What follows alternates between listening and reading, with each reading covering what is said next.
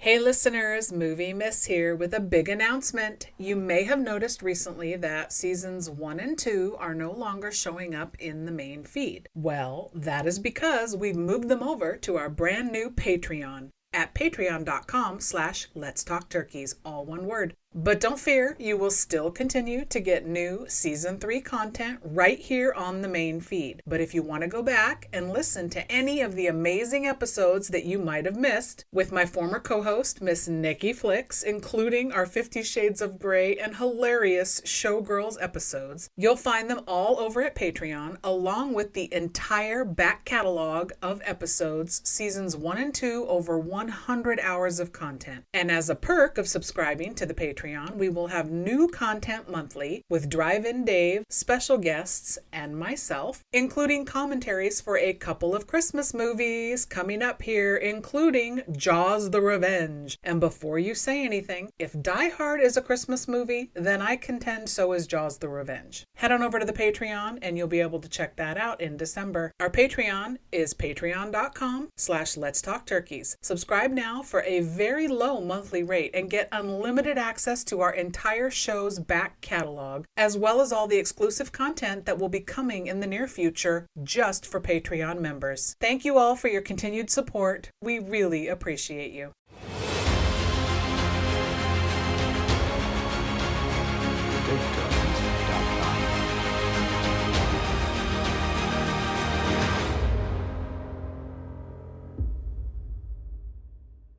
Baby, you are gonna go broke showing turkeys like these. It's turkey time. Gobble, gobble. On Christmas Eve, many years ago, I lay quietly in my bed. I did not rustle the sheets. I breathed slowly and silently. I was listening for a sound I was afraid I'd never hear.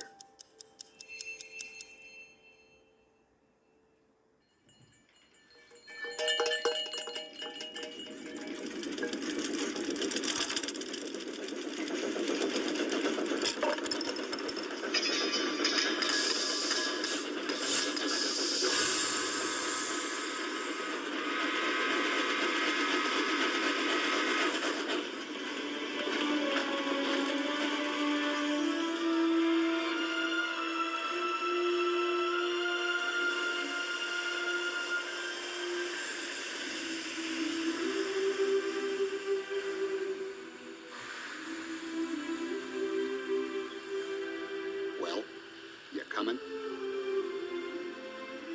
Where? Why, to the North Pole, of course.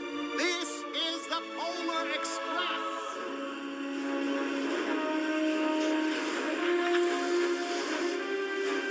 All aboard!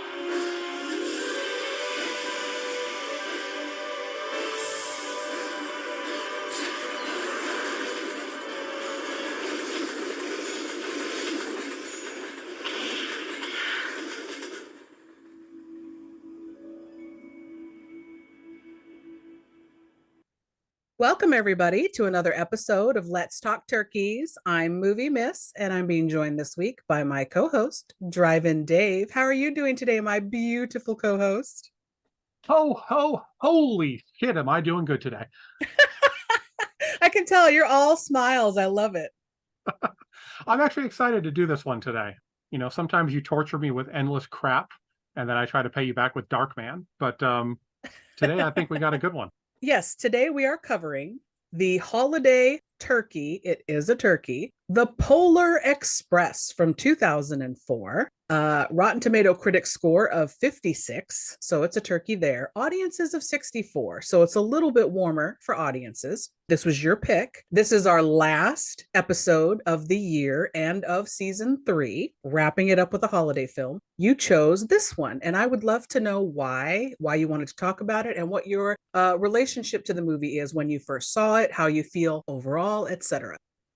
This one is this is a kind of a shout out to the girlfriend. She introduced me to this film last year, actually. I knew of its existence, but it never called to me. I was just kind of like, which is weird because I love animated films because I love animation. It just never jumped out to me. And then she's like, oh, you got to watch it. It's really cute. And I did. It really grew on me, despite the animation is not the greatest. I mean, I can see what they were trying to do, but you can tell it's an early starting point for what's to come for the future of this style of animation, this motion capture stuff. And the story is really heartwarming and cute. The music is kind of nice.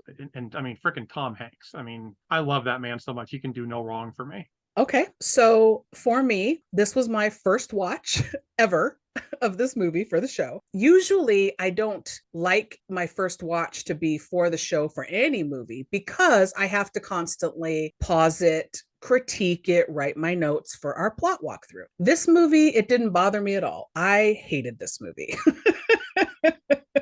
And we'll get to it as we go. Hold on a second. Let me pick my jaw up off the floor from the shock that I'm experiencing here, knowing that you hated this movie. I don't know if the sarcasm reader picked that one up or not. Well, to be honest, I did read some stuff on the internet ahead of time, but you would think, oh, maybe that tainted your view. No, it didn't. It just confirmed why I don't like this movie. It never called to me. I never wanted to watch it. I do like animation. I don't like this animation.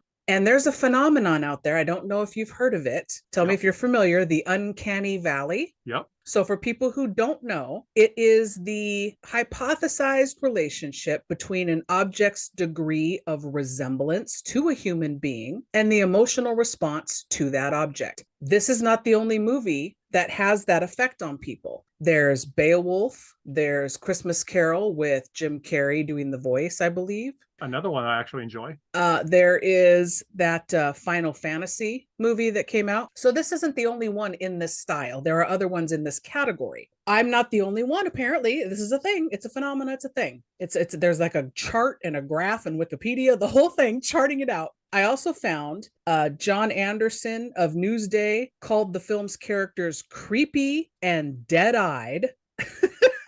And he wrote that the Polar Express is a zombie train.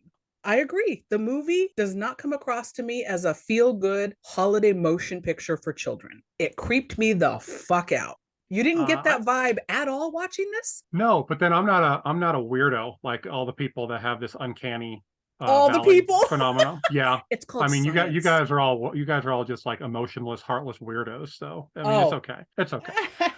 Yeah, we'll get to it because I tell you what, my overall feeling on this movie is it's not a holiday feel-good movie. It is a horror movie, and I am shocked that it is for children. I got the holiday vibe perfectly. I mean, I saw points where it could be a horror movie. So it's an hour 39 merciless minutes, directed by Robert Zemeckis, which when I found that out, it clicked. Okay, this man did the Back to the Future movies, Death Becomes Her. He did Beowulf and Christmas Carol in similar styles. He did What Lies Beneath. He's very big on visual, pushing the limit of visual things that we see on screen, special effects. So I was not surprised actually that this was him.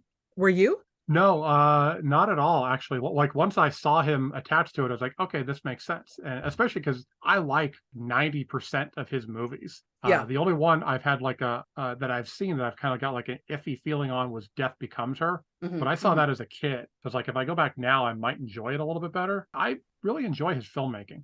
I'm with you. I enjoy the majority of his films that I have seen. I would encourage you, maybe we'll do it on the show next year. I would encourage you to revisit Death Becomes Her as an adult who much more understands and appreciates filmmaking in general and script writing and you know what goes into production and the performances. Like you might appreciate it differently now, I think. See, I was thinking more just the dark humor. Like as a kid, I didn't have a dark sense of humor, and I remember the jokes in that were really kind of dark. It was like a black comedy. Yeah, 100%. So for this one, based on the book from 1985, written by Chris Van Allsburg, budget on this film, 165 to 170 million, which you're paying for animation, so that tracks, right? Yes. 314 million worldwide.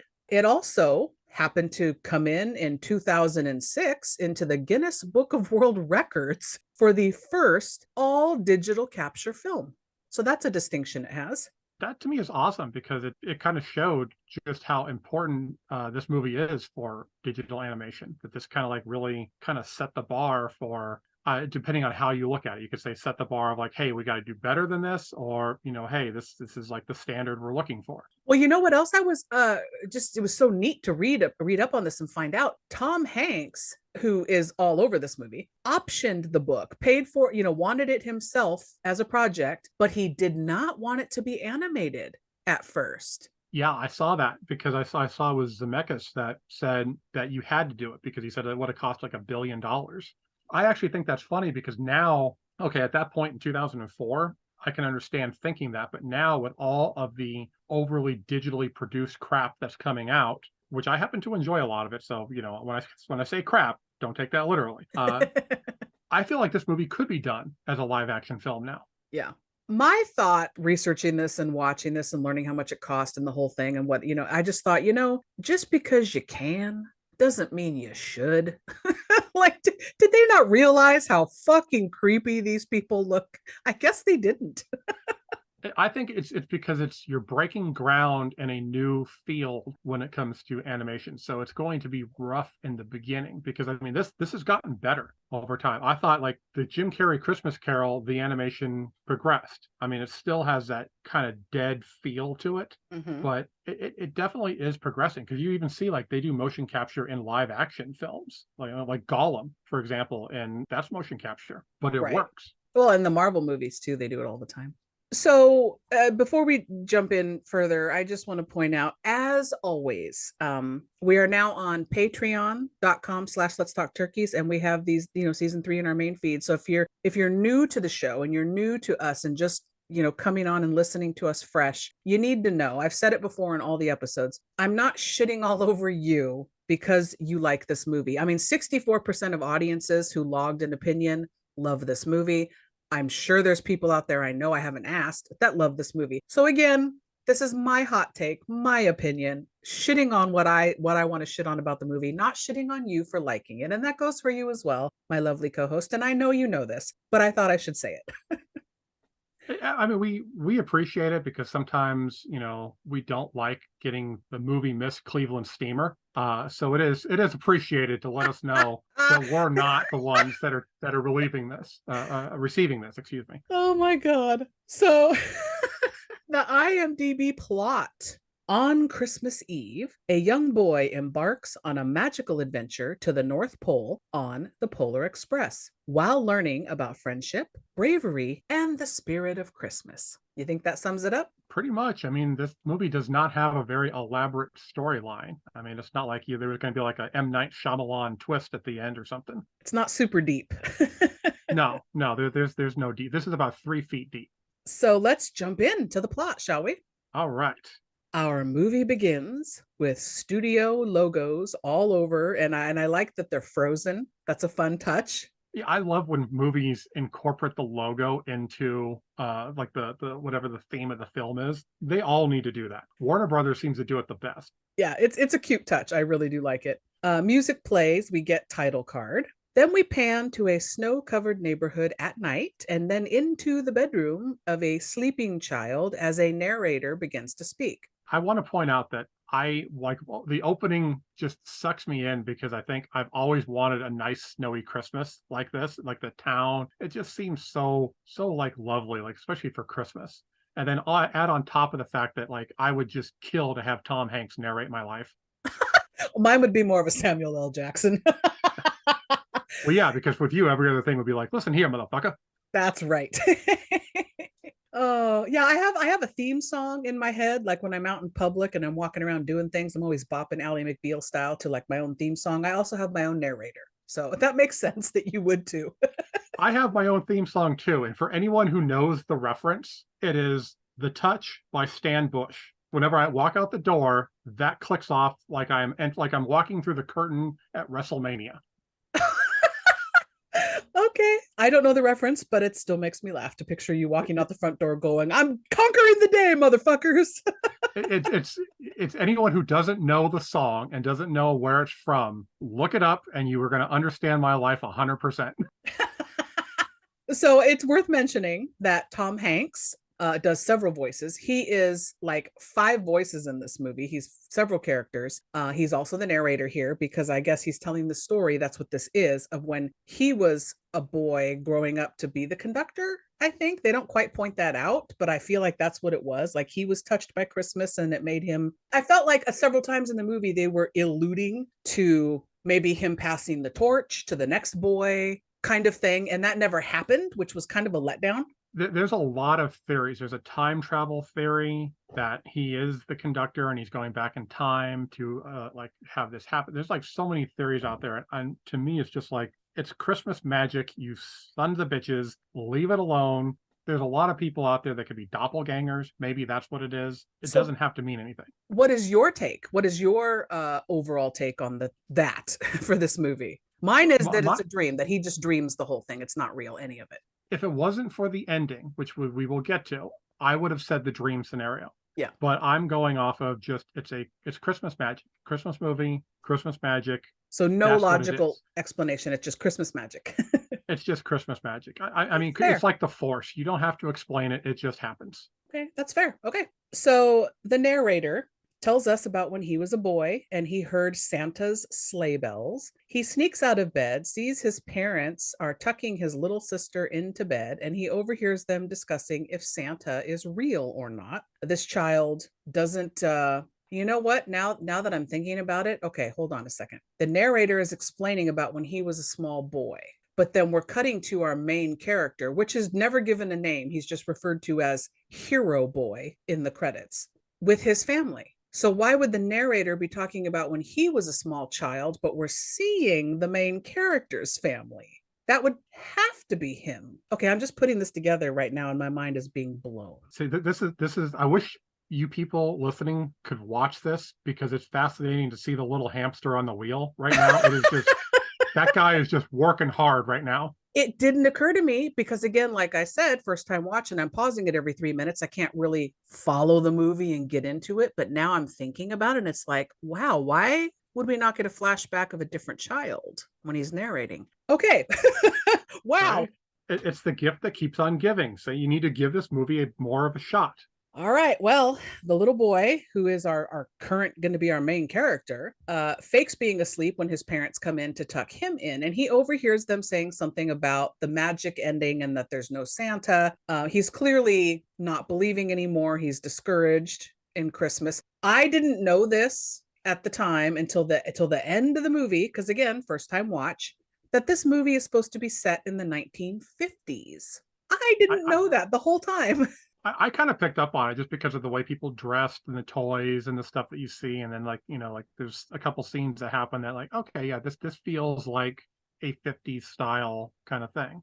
Okay. Plus, I mean, I think Zemeckis is like obsessed with the 50s. Well, that makes sense. He was probably born around, 40s or 50s. I think he's at that age. That's true. That makes sense. I think we're all obsessed with like what our childhood is. I mean, for me, it's the 90s. For me, it's the 80s. So yeah. All right, so this boy finally falls asleep for realsies at about 10:30ish because we see his clock. And then about midnight, he wakes up to hear some stuff moving and rattling, and it's kind of like a mini earthquake in his room. It's very unsettling. I was like, oh, this poor child. That would freak me out. But I would point out that it's 11:55 is the time. Keep track of the time. You have to keep track of the time in this movie. Oh, that's right, because Christmas magic. Yes. It does come in, you're right. So at 5 to midnight, all this happens. So he throws on his robe and slippers, runs outside, sees a giant train has stopped right in front of his house on his little street. First time watch, I'm like, well, he's clearly dreaming. There's no train that runs down this neighborhood street. I mean, that we know of. I mean, like, it's the 50s. It's not like they cared about, like, construction codes or anything like that. This could just be like, hey, some asshole's like, you know what? Let's just put some houses by the track. They're going to be cheaper. No one's going to give a shit.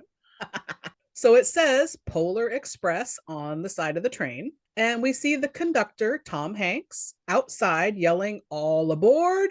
And what's funny to me was, again, I'm going to keep saying this first time watch, I'm like, that sounds like the kid's dad, like the same voice. What the hell? So then I'm looking in the credits, which I usually try to save to the end. Yeah, Tom Hanks is so many voices in this. But the conductor actually looks like Tom Hanks. Yeah, they definitely modeled him after Tom Hanks, which I appreciate because I love, like I said, Tom Hanks is just, he's a saintly man when it comes to Hollywood. So the boy approaches this conductor and the conductor asks him, "Are you coming with us to the North Pole?" The conductor points out that the boy didn't take a picture with Santa this year. He didn't write a letter to Santa, and he had his sister put out milk and cookies this year for Santa. So when the conductor points all that out to the little boy, I thought to myself, "Oh, Krampus is coming for this little guy. He better watch out." This kid is just, he's going down the wrong path. He's got to be saved. Well, I mean, like at this point, a strange man comes in a giant train to pick up a bunch of kids to go see Santa Claus. I mean, this movie is either going to be a Christmas movie or an episode of Law and Order. Yes, this is my first introduction to weirdness with this movie, because I'm like, Tom Hanks is supposed to be this, lovable, nice conductor guy rounding up the kids. Instead, it's very menacing. He's like, "You coming?" I'm like, oh my God, calm down, bro. There is quite a bit of creepiness to this movie, but I still love it. I can't hate it. So he urges the boy to come with them, and the boy starts to back away nervously, like, he's going to get grabbed and thrown in the back of a van. I would too. So the train begins to pull away, and the boy decides to run and jump on the train. The conductor invites him to come into the car with a bunch of other kids. There's like 20 other kids in this hopping car. They're all bustling and making noise and jumping around. It like looks like a little party, all in their pajamas. It like I said, it really does feel like this could be like any moment you're gonna hear the dun dun dun. It's like Law and Order pops up and it's like, holy shit, what the hell just happened? Dun dun. Yeah. So a lot of the kids are singing the Polar Express song, which I've never heard of before. Yeah. That's, to me, what's hilarious is that I've now met some people who recognize the songs from this movie. And I'm like, I've never heard a damn single thing like the original music at all until I heard this movie. And even outside of the movie, I've never heard it. So another boy starts asking our hero boy about the train, and a girl across the aisle chimes in and says it's a magic train. Cool. Happy that you know that. It is indeed a magic train, although I will point out that the train in the movie is based on a train called the Pierre Marquette 1225. And it's a restored steam locomotive located in Owasso, Michigan. Oh, that's so cool. Yes. I would like to, at the end, I will thank my research team for all the research they did for me. As you look at your hands. Thank you, research team. Oh, I got a surprise for you. Okay. So there's this kid is just annoying as fuck, right? And it was hilarious to me because this other kid starts just annoying this hero kid, asking him questions, rattling off trivia. And I'm like, this is like little fucking Sheldon Cooper, mini Sheldon Cooper kid, because he's rattling off train facts and shit. He was so fucking annoying. But what was funny to me was I immediately was like, he fucking sounds like Eddie Deason from Revenge of the Nerds.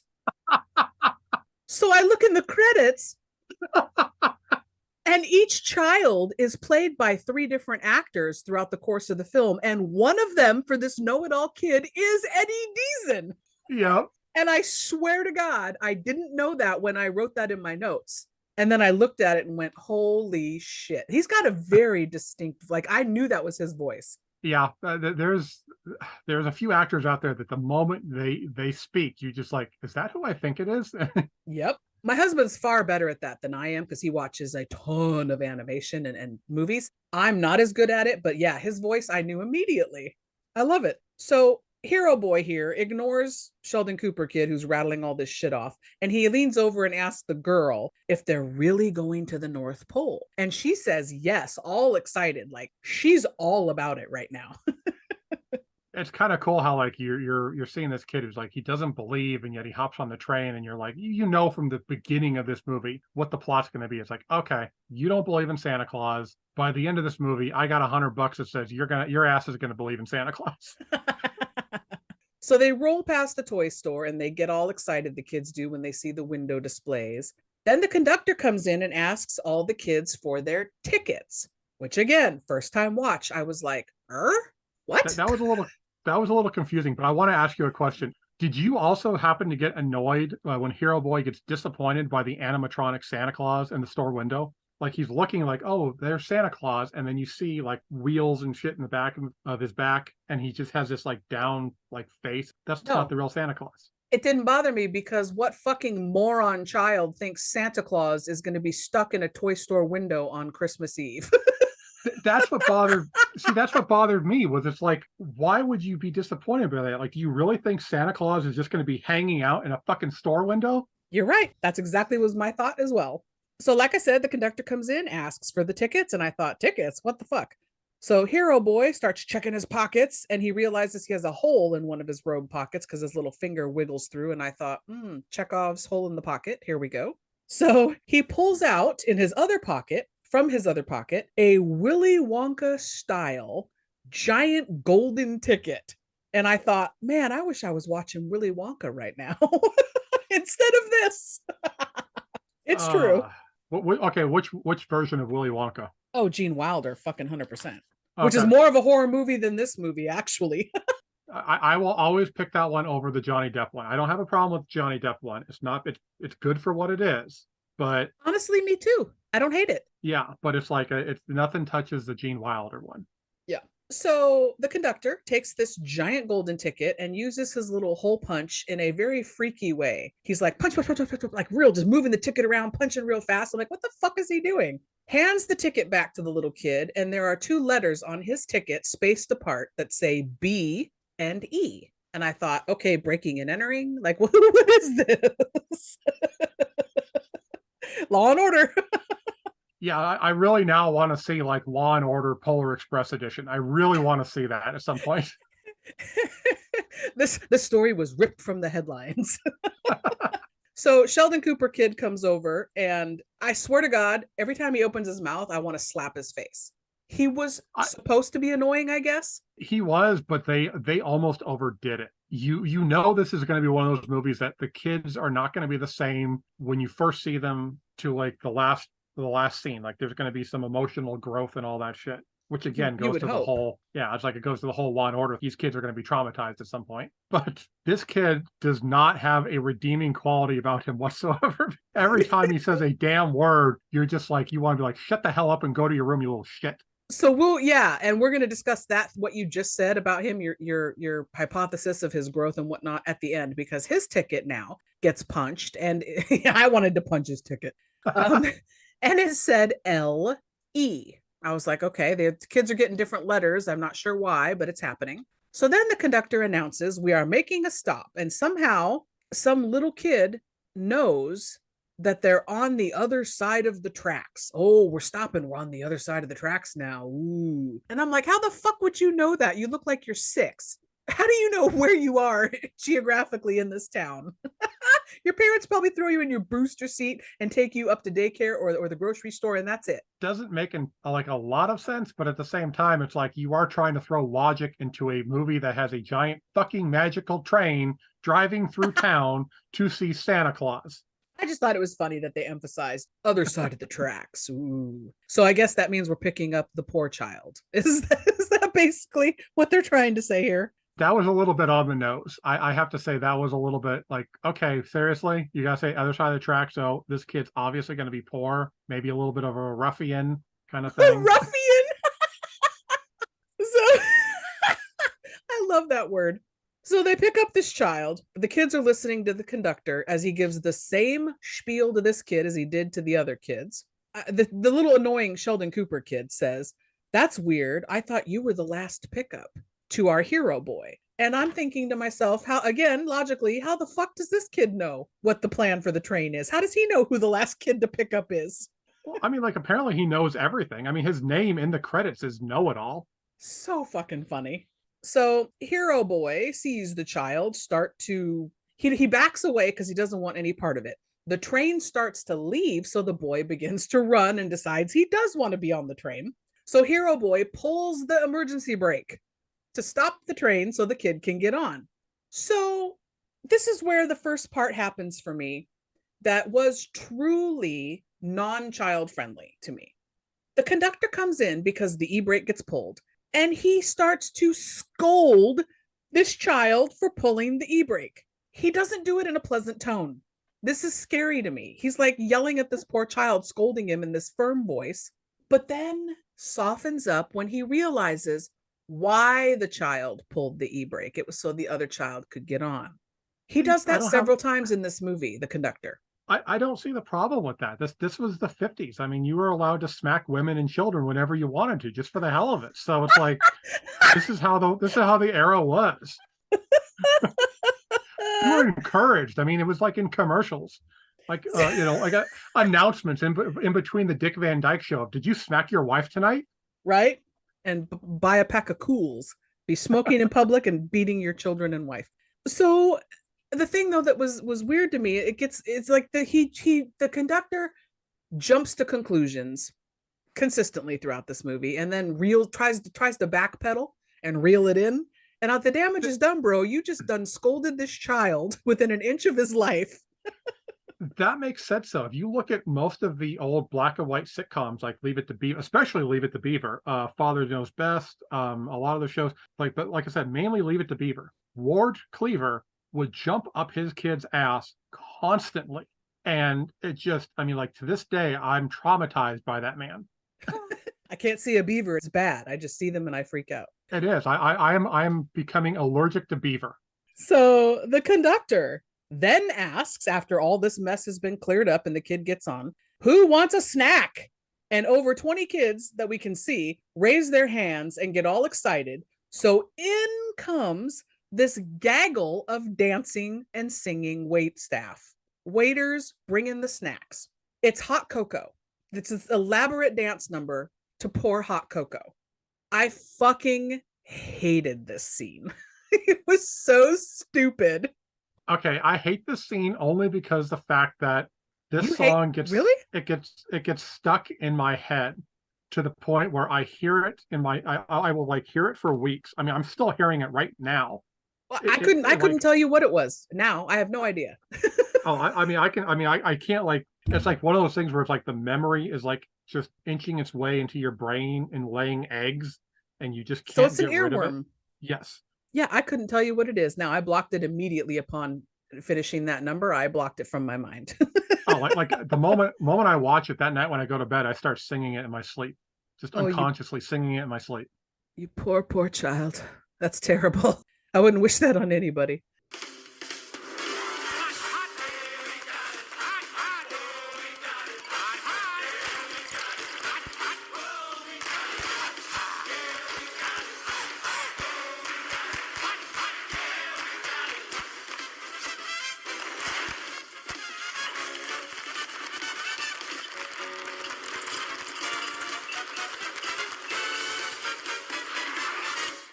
So Tom Hanks here, the conductor, proceeds to sort of half sing some of the lyrics with the hot chocolate.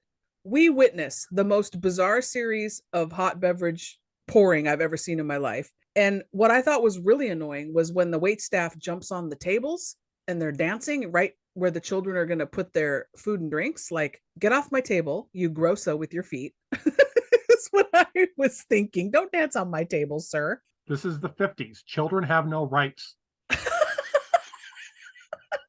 I'm going to dance in front of your mouth and you're going to like it. You're going to eat and drink whatever I give you. Exactly.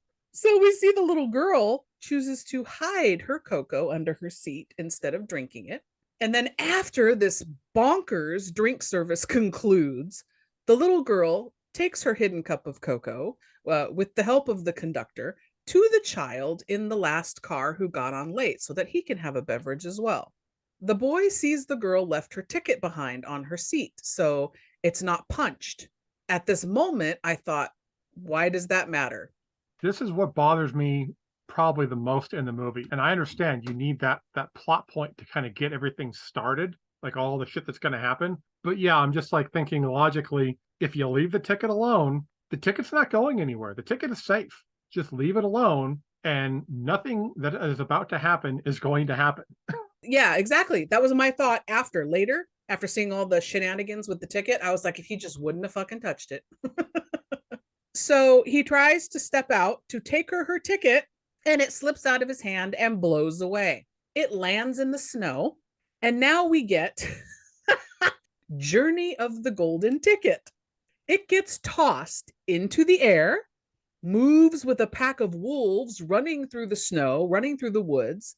Then an eagle swoops down, grabs it, takes it up to the nest, and feeds it to the baby, who starts to chew it, but then spits it out into a wad. It rolls, hits the snow, turns into a giant snowball rolling down the hill as it picks up speed. Then the snowball hits a rock, so the ticket flies free and it's loose again and perfectly flat. No wrinkles on it whatsoever from Baby Bird. I call bullshit. Would you try it? Would you like to try that one more time with like maybe 10% less sarcasticness in it? I mean, I'm just, throwing that out there. Absolutely not. I think that was the perfect level of sarcasm because Okay. then it wafts down because it's perfectly straight. See, it's wafting again, hits the train, gets tossed under the train, back up into the train, and then into the car with the kids, but nobody sees it. But it's there now. This movie was only an hour and 39 minutes. However, it felt like 3.5 hours because of scenes like that. Why did we need that 4-minute sequence of the traveling ticket? It's filler. We didn't need it. Why? Oh, okay, I will tell you why. For specifically for the fact that scene is the best animation of the entire movie. The animation is gorgeous. That's what I was going to say. They clearly did it to show off their quote unquote skills at this point with the animation. Yeah, and so it's like that's why that's like my favorite scene of the entire movie, because I love the whole, I mean, like, yeah, the point of it is whatever, who cares? Again, you're ripping apart a movie with a magic fucking train going to see Santa Claus. Yes, I am. This is why you're not allowed to watch Godzilla movies, because I can only imagine the logic you're going to be using in that. But like it's gorgeous. I absolutely love watching it. And of course, then you throw in the fact that it is a nod to The Feather from Forrest Gump, which was also directed by Zemeckis. And starred Tom Hanks. Yes. So, also a movie I hated. Thank you. Who the hell hates Tom Hanks? I don't hate Tom Hanks. I hate But in Forrest Gump. I mean, Forrest Gump is such a great movie. I mean, Jenny's a fucking whore and a bitch. I hate that movie. I am not denying that. Yes, Jenny's the villain of the movie. I mean, it's not about that. It's about like watching this poor mentally challenged man have to overcome this abusive whore throughout his entire life. And then get saddled with her and her kid. Yeah, no. Yeah, and then he has to end up raising the AIDS baby. No, thank you. No, thank you. All right, so back to this treat of a film. The conductor comes in and asks the girl for her ticket. I realize I didn't punch your ticket, so where is it? And the boy steps up and says, I'm sorry, I'm the one that lost it.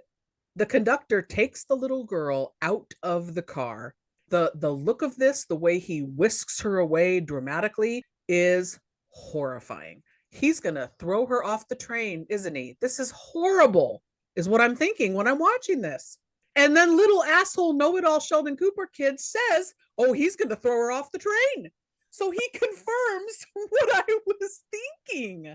That the conductor's putting the fear of God into these children. What the fuck is happening? Okay, I've got to admit, I'm going to flat out admit it. One of the reasons I chose this movie is because I knew this is what I was going to be hearing today. And I absolutely love the fact that this shit tortured the hell out of you. Well, I'm glad we could end the season on a high note for you, sir. This is for an entire year of dealing with Darkman hatred. Okay, but I'm hoping now, season 4, we're going to wipe the slate clean and move on from all of this. So the boy now finds the ticket because it magically made it back into the car, runs out to look for the conductor. Hey, I found her ticket. I got it. The quiet little boy, the late passenger who's just sitting there in his little caboose train, a car all by himself quietly, is no help. I wanted to ask you, did you watch Malcolm in the Middle? I know of it and have seen clips from it, but I've never watched the show, no.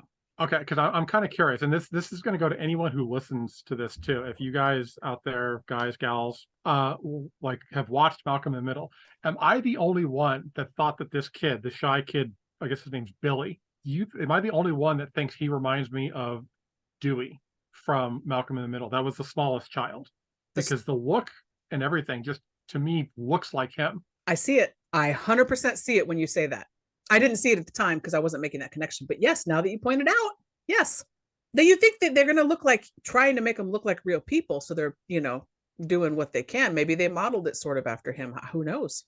Well, I believe the motion capture they did motion like they modeled them after a lot of the people that played the role, because Hero Boy, one of the people that was the motion capture actors was Josh Hutcherson, which is one of the reasons I should hate this movie, because I hate that fucker. But I am not familiar with his catalog of work. What do you dislike him from? Five Nights at Freddy's. He was in that. He was the security guard, and he played the whiniest, complainiest character I've ever seen in my entire life. He was also in Hunger Games. Okay, so those are all things I've not seen. Okay, well, you're not missing anything. That's what I've heard. That's why I haven't watched them. All right, so he goes up on the top of the train to look for the conductor and the little girl. He sees footprints and a light in the distance down the train, so the kid chases after them. He gets to the end of the train, and there's no conductor, no little girl, but there is, and this is how he's named in the credits, a hobo, which is one of my favorite words in the English language. A hobo with a fucking setup on the top of this train in the snow, fire with the can of beans and the shoe tied up. Like, he's fucking classic 50s hobo on top of the train. And I'm going, what now? What is this? Oh. So he's chilling. He's playing this little weird musical instrument. And this train is whizzing along. This train is going so fast. I'm going, this kid has to be dreaming. There's no way an actual person is sitting on top of a train. Again, G-rated motion picture, right? The little boy says, hey, mister, I'm looking for a girl. And the hobo says, what does he say back to the boy? Do you remember? That was something along the lines of, ain't we all, kid? Ain't we all, kid? Yeah. What? This is a small child. Okay. We don't need to hear about how lonely and horny you are, sir. This is a G-rated Christmas movie. Okay. Now, to be fair, there is he did not say he was looking to bend a girl over a barrel and give her a Christmas candy cane up the ass. Okay. Over his all hobo he rap. said, yeah, it's like all he said was just, ain't we all looking for a girl? That could be a girl to cook for you. Because again, this is the 50s. Oh my God. Breathe. So this hobo, voiced by Tom Hanks, also. I do like that Tom Hanks has a very specific tone and way that he's cadence to his voice and the way he speaks, but he changes it up just enough that it took me a minute to realize it was him. So that was cool. It kind of looked like him too. That was what was interesting to me, which now that I think about it, that kind of goes into the whole comparing this to like some people say this is like a Christmas Carol kind of movie. And now I can kind of say it. The hobo is one of the ghosts. Well, we find out he fucking is a ghost in this weird world. That's right. Why you got to do that? If this is just magic, why he got to be a ghost? I don't know. Well, because to add to the horror aspect. Okay, first off, now the horror aspect works because when you think about it, there is a tradition of scary stories for Christmas. So this works. So the hobo tells the child that he rides this train for free all the time because he's the king of the North Pole and he owns the train. What? Okay, anyway.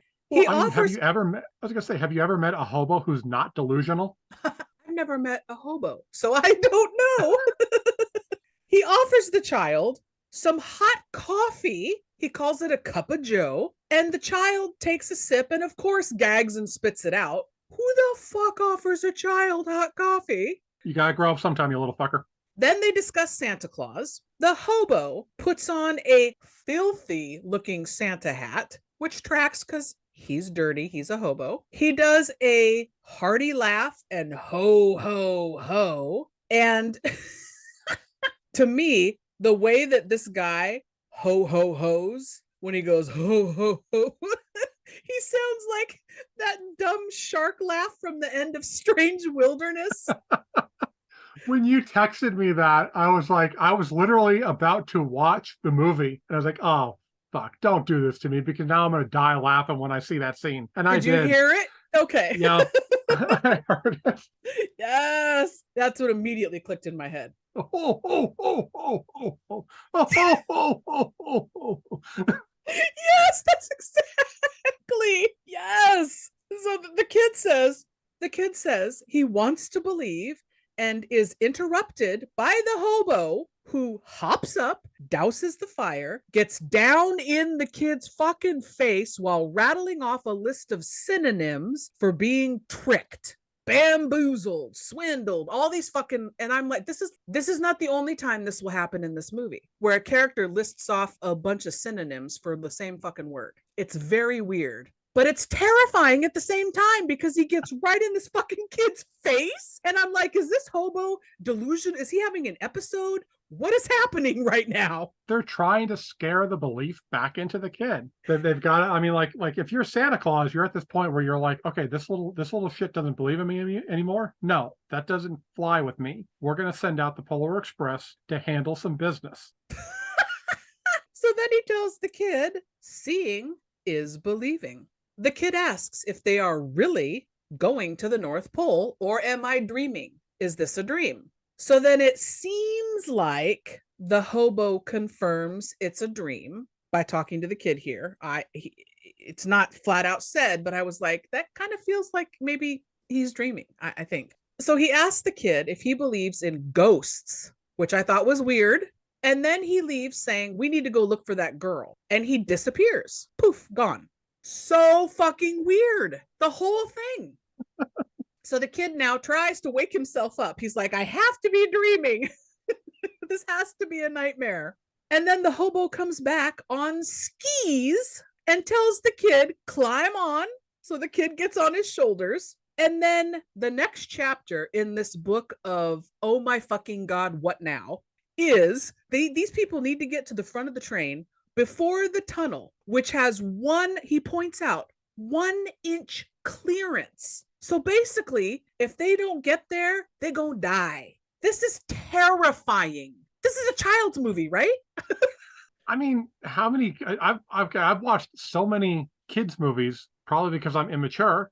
But I love watching these kinds of movies, and a lot of them are pretty fucking scary for kids. But they're not scary enough to where they're gonna like piss their pants in the theater or anything. It's just like, oh, okay, it kind of gets a little tense. You want that in a movie. They get into a harrowing situation here because they have to get down this train. They're at the caboose presently. The kid falls off and manages to hang on barely.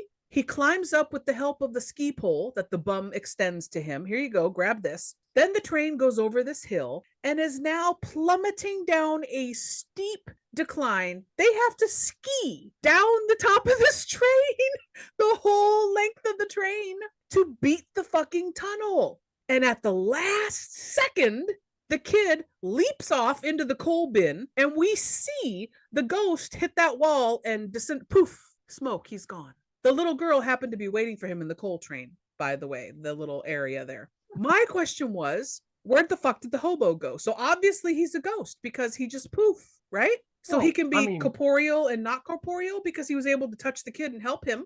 That makes sense. I mean, Christmas has ghosts, so he's the ghost of Christmas. I don't know, we'll say past, because why not? I have no idea. Who knows what ghost he is, but he's there to help the kid. You have to have that action adventure scene, kind of get the blood pumping and racing. And so you have to. If you think about it, most of the best Christmas movies have a little bit of action and suspense and some, a little bit of horror in it and stuff. So why not? So meanwhile, 2 engineer guys are hanging on the front of the train perilously because they're trying to change a light bulb while the train is in motion. What? Well, they can't stop. They cannot be late. I mean, the conductor has said multiple times he is on a schedule. He cannot be late. Which I call bullshit. Do you know why? Yes, I know exactly why. Why do I call bullshit on that? Because time has stopped. Thank you. So they yell to the kids, stop the train. So the kids somehow figure it out and do. And we see that the tracks ahead of them are covered in caribou. So they just narrowly stop from running over and demolishing all of these animals. So if you don't know, caribou are reindeer and they live in cold, extreme climates. So it makes sense that they would be here. There's a shit ton of them all over. So the conductor comes in, scolds the boy again, And the girl says, wait a minute, look outside.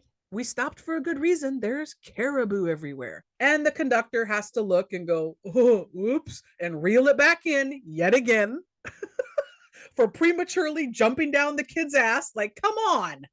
It's okay. At a certain point, you got to let that go, because this is what they did back then. And I'm just basing this off of the fact that every sitcom and movie I've seen usually has the dad jumping up the kid's ass and jumping to conclusion. Yeah, overreacting is the word I kept writing in my notes. Yes. Wow, he needs to calm the fuck down. Don't be a cartoon movie Karen, okay? So they cartoon Karen. They go out. The conductor figures out by somehow pulling the beard of the one steamer engineer guy who's hanging on the front of the train. It makes him squeal and holler because he doesn't like having his beard pulled. And the caribou yell back like they have a conversation with beard guy who's squealing, and they understand what this squeal means, his yelp of discomfort when his beard is pulled. So they back away. The caribou clear the tracks. And all I could think in this moment, and I wrote in my notes in big letters, at this point, the conductor is a real dickhead. I don't like the conductor. Are we supposed to like him? Because I don't. I love him. I think he's a great, caring, loving human being. I do not see what you saw in him. I just pointed it out. He yells at the children and puts the fear of God in them, and then he yanks on this guy's fucking facial hair to get what results that he wants. This is what a real man has to do to get his job done. If you have to abuse others, so be it. Exactly.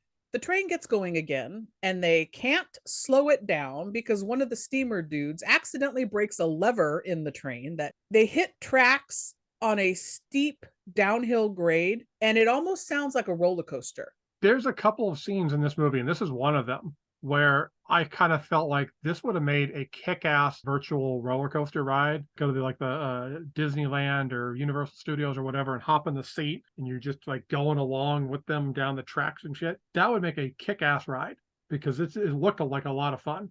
So the conductor and the two small children during the scene are standing on the front, outside, exposed on this train as this is all happening. They take a harrowing ride on this part of the track, which includes in this scene a lot of screaming. They are screaming in terror because of what's happening. They hit an icy patch. The train skids out of control. The kids almost die, but they get helped by Ghost Hobo. It's so weird. Now, there's a couple of times that the kids have almost died in this movie, and obviously almost die a couple more times. Am I the only one that kind of wonders what happens if a kid gets lost on the train? If the kid dies on this journey, is there like a huge Santa cover-up or something? Does he like make the parents forget the kid even exists? Does he hire one of the elves to like replace the kid or something? Or like maybe there's like some kind of free voucher for a steak dinner at Outback? What is it happens?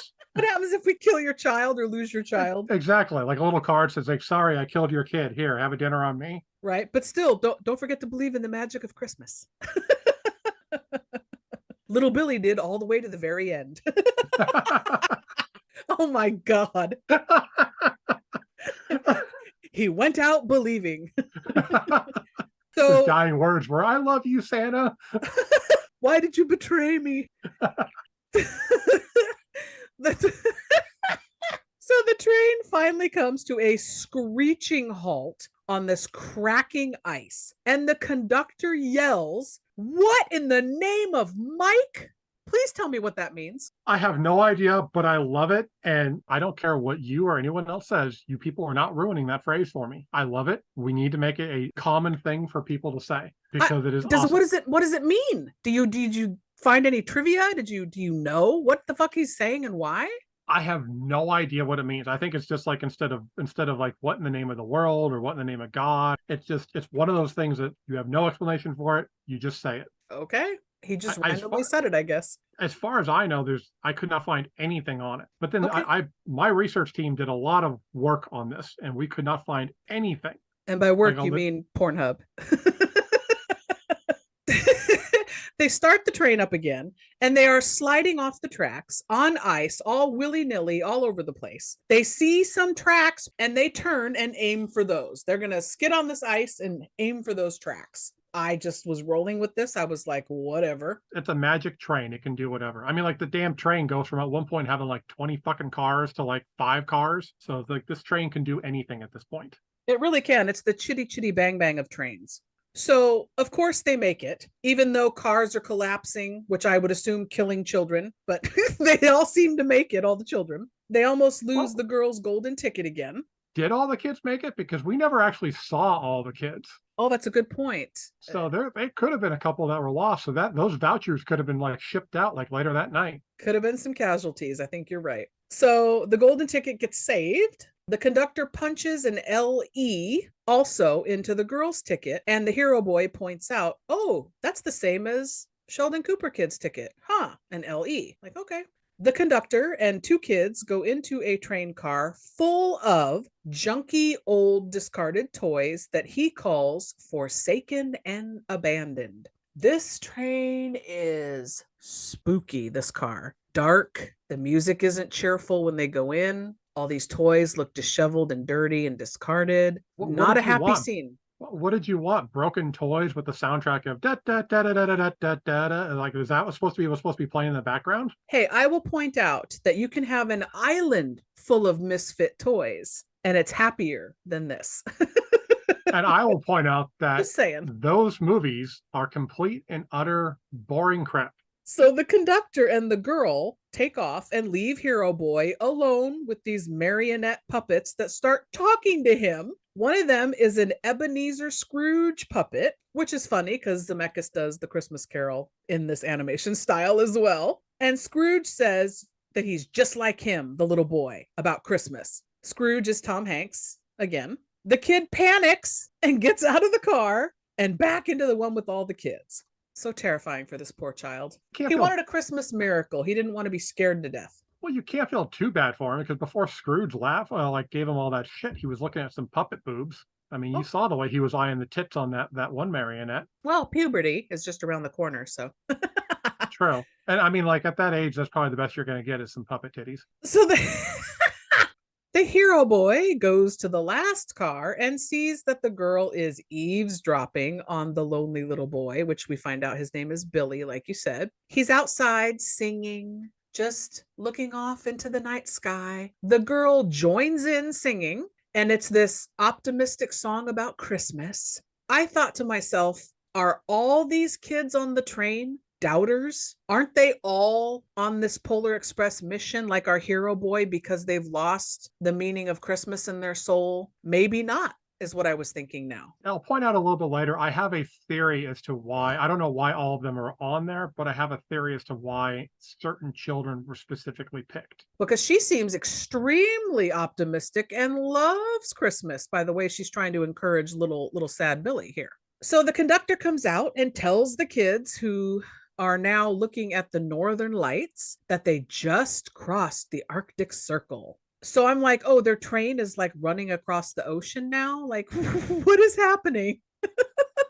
Magic train, I guess? I mean, how many times do I have to throw that phrase out here? Magic train. This is the first time it appeared in my notes, though. I was like, what? I figured I was going to have to bring this up to you several times to point that out because I know little Miss Know-It-All over here was going to shoot down everything about this movie. I'm surprised you did not bring up the fact that the conductor walks like he has hemorrhoids. I was not checking out his ass, thank you very much. He's a cartoon character. All I'm saying is that sometimes you got to look.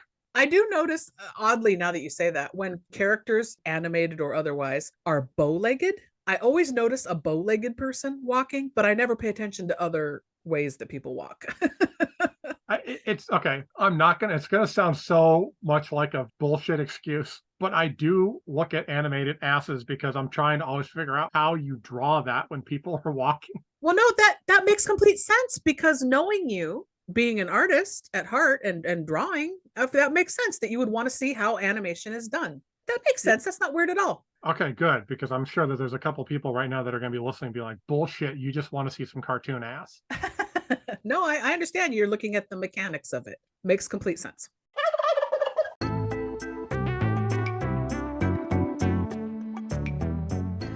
Hey everyone, this is Maria with your Creepin' Me Out podcast.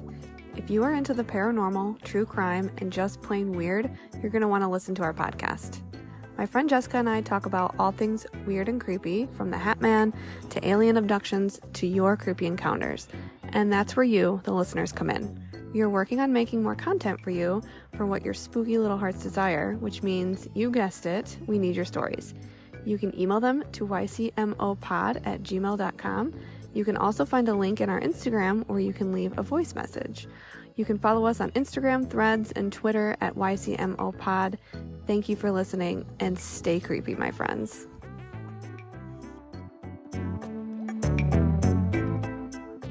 This episode is brought to you by Truly Unique Jewelry.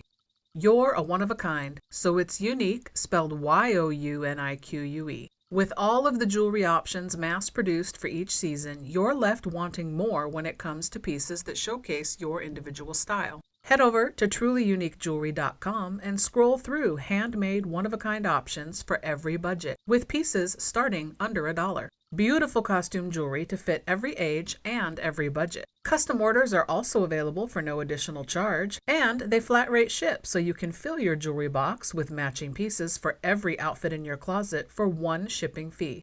From earrings to bracelets to necklaces, even rosaries and combination sets. Cost is no longer a barrier to having the looks that you want that scream uniquely you. Go to the Facebook page for Truly Unique Jewelry for updates and discount information when you follow the page. Feel good about supporting a small business while you're updating and expanding your jewelry collection, adding pieces for every occasion. Visit trulyuniquejewelry.com, and remember, it's unique spelled YOUNIQUE. And now, back to the show. So the conductor points out the North Pole, which they are rapidly approaching, is just over there, and you see like this little light in the distance. We hear children singing the Polar Express song again inside the train as the train travels into the town now with 5 minutes to spare. The conductor points out it's 5 minutes to midnight.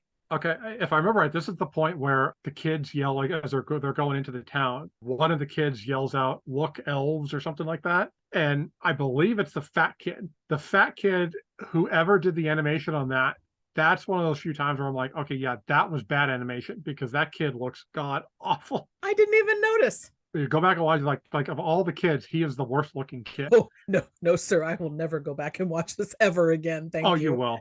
You will. I will. We will do a remastered version of this episode. I also want to point out that the visuals for the North Pole are based on the architecture of the Pullman plant, maker of Pullman railroad cars in Chicago. Oh, that's neat. Yeah, I did not know that. I actually kind of wanted to go look up the pictures now of the Pullman plant, because I kind of like, I love the architecture of the North Pole. So we see the conductor take his hat off. He's coughing, sweating, a little nervous about how they were going to make it there on time. And we get to see that they zoom in and show that he has a bald head on top. Why?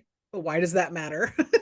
I don't know, but all I know is after seeing that, I do not want to see Tom Hanks bald. Ever, right? No.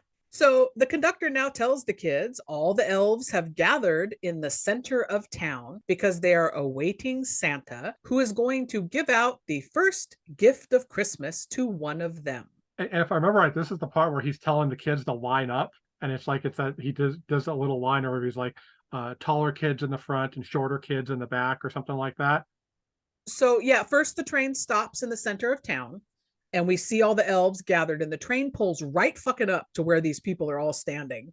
And we see the tree, many stories, like skyscraper tall tree. Then he tells the kids, yeah, let's get out and line up.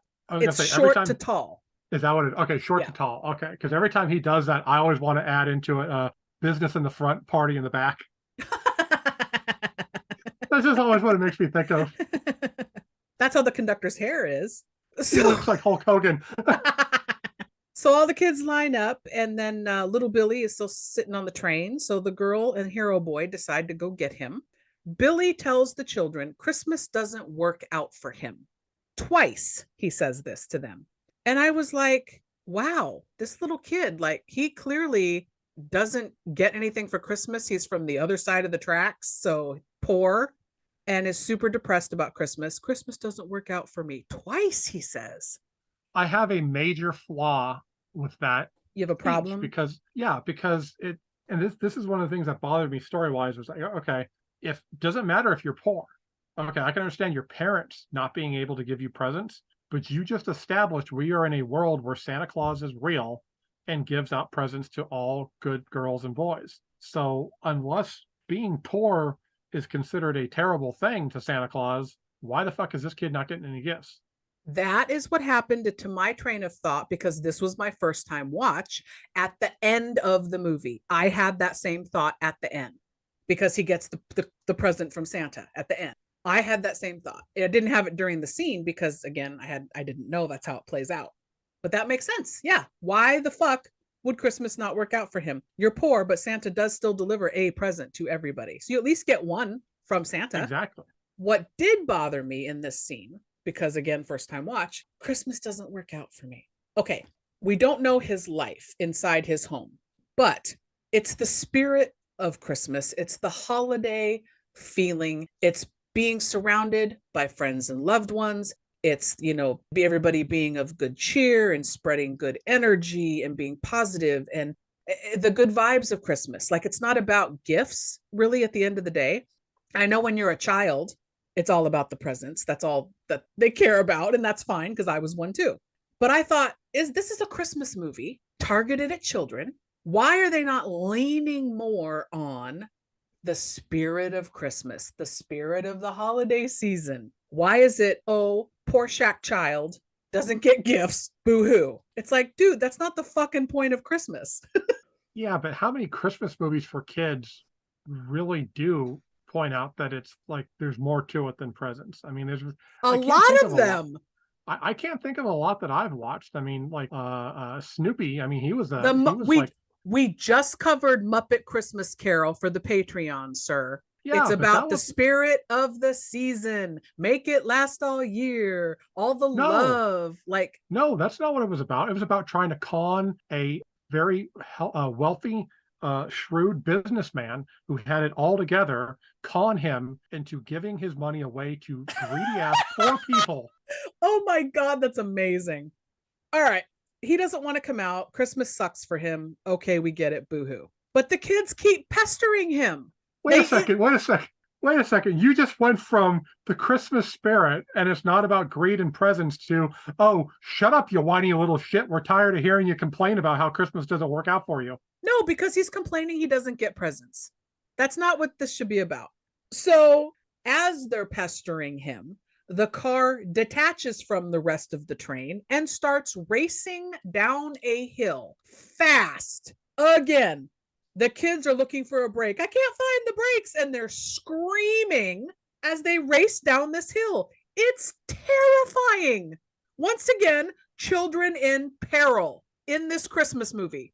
What the fuck? I do not recall you complaining about the fact that, Tiny Tim was crippled and was going to die. I didn't once hear you say how traumatizing that was. You're just like, oh, he's so precious. So Hobo Ghost shows up now. He ends up smashing into a wall and turning to dust once again. Horrifying. Turning to snow, actually. Still, not something you see every day. Snow is a lot more cheerful than dust. The car goes into a tunnel, stops on a spinning platform. So the kids get out and Christmas music is playing overhead. They hear sleigh bells coming from one of the service tunnels. Hero Boy does not hear the sleigh bells. He points that out, but the little girl does. So they follow her. They first, they have to go on a terrifying tightrope walk over the single line of track trellis to get across. And one kid fucking slips. His foot slips. It's so scary. Okay, that one does bother me a little bit, and not because it's scary, but because, again, we are going back to a recurring theme throughout the Turkeyverse. Dangerous places. I'm just like, not just no for the guardrails. Kids, it's like for the elves and stuff. Like, this is a Santa, like Santa's just begging for a lawsuit at this point. Nope, Outback voucher. I thought the same thing, bro. As soon as that popped up, I pictured you going, why are they building these places with no guardrails? Once again. I kind of feel like all these movies we've been watching, they have the same integrative, like interior designer building all this shit because it all has the same layout. It's bad. So they pass through, they get into town, and they find an even smaller tunnel. The girl says she still hears something, so they follow her even though they don't hear it. Before you get into more, I do want to bring up, am I the only person that enjoys watching giant people walk through tiny towns? I absolutely Yes, love, like, I'm going to say want, yes, you're the only one. I want to do that. I seriously want to do that. I want to walk through like a little miniature village at some point and just feel like this giant person. You know why? Godzilla. Exactly. You want to be Godzilla. Exactly. I mean, like, I would be so hard pressed not to be kicking in buildings and Yep. trying to snatch elves. I can totally see it. So the kids enter now what looks like Elf Call Center. It's some elves. It's Christmas Central. There's kids on monitors sleeping all over the world being watched. There's reports on naughty activity coming in over the wire. There's a rotating globe. This is something I did not know. When my research team did the research, we found out that the naughty kid is a reference to Steven Spielberg. Oh, you're kidding. I'm not kidding. It's apparently, because I guess him and Zemeckis are friends or something. So they kind of threw that, because we even hear the kid's name is Steven. Oh my God, that's so funny. I thought that was hilarious. I was like, that's pretty cool. You need to thank your research team for finding out these tidbits. Maybe get them a nice pair of mittens for Christmas. I'm going to be thanking them at the end of the episode. The kids see these elves get into a speedy little contraption called the pneumatic. It's like this little, it looks like a human-sized version of the bank tubes when you pull up to do your banking and you zip your shit off in the tube. It looks like one of those. It looks like a lot of fun. It also kind of reminds me of Logan's Run. That's on my list. I've never seen it. Oh, you've got to see Logan's Run. I will. Mike bought it for me for Christmas last year or the year before because I'd said I'd never seen it. So we're definitely going to watch it. Because I haven't seen that, my mind went right to banking tubes where you shoot those fuckers up. I mean, like, it literally just popped in my head now. Like, I kind of remember that scene in Logan's Run. It's like, that's got to be what it is. Okay. So the kids hop into one of these cars and they get jet propelled at the fucking speed of light, breaking the sound barrier to get to the wrapping paper room. It's so scary. They are just screaming. So they get to this abandoned wrapping paper room, and there's one gift addressed to Billy that they see on the conveyor belt. Billy gets all excited and grabs the gift on the belt, and the other kids follow. They go down this crazy slide, Goonies style, just whoa, all the way around, and they're screaming, woo! This movie, I swear to God, is like a child's nightmare. At this point, I'm writing in my notes, this is not a dream, this is a nightmare. We don't know that. They could be having fun. I mean, it's not like, like, it could have gone down a dark road and turned into a horror movie instead of going wherever they were headed. It could have been like they ended up in like a Sarlacc pit or something. That would have made this movie exponentially better. So they finally land on this giant pile of presents, and after a minute, it starts to move, and it lines up under this giant hole in the roof that opens. The presents are wrapped up in this giant red bag. They're in a sack of presents, basically, at this point.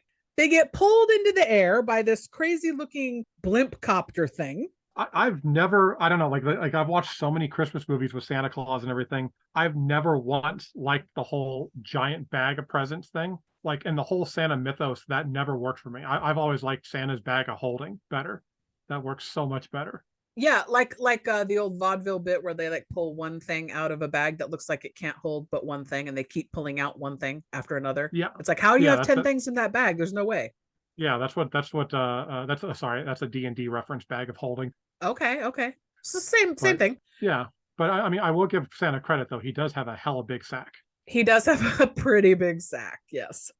So the kids see that they are up in the air flying now, and little Billy is being pulled down by Sheldon Cooper kid, who pops up under the fucking pile of presents. He was in there too, as they approach the tree in the center of town. So at this point, we're about an hour in of an hour 39-minute film. And I thought to myself at this moment, I've been watching this for an hour. Well, actually for me, it was more like 2 because it takes forever to take notes. But I'm like, we're an hour of runtime into this. And really, nothing has happened. The kid got on the train, and the train got to the North Pole. That's all that's really happened so far in this movie. I think that they made this movie, Zemeckis wanted to, simply because, like you said, he wanted to show off the animation of, look what we can do, look what we can do.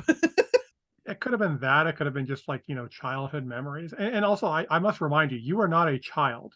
So going in watching a child's movie, you're not going to see the magic and wonder and amazement that a child would have. I have a childlike innocence and mind. So You do not. I so do. Yeah, I don't have children, but if I did, I would not let them watch this. If I have kids, I'm making them watch this. They Oh are my being God. tied to the chair and forced to watch this movie. That says volumes about you, sir. You're going to tie your children to the chair, and what are you going to pin their eyes open, Clockwork Orange style?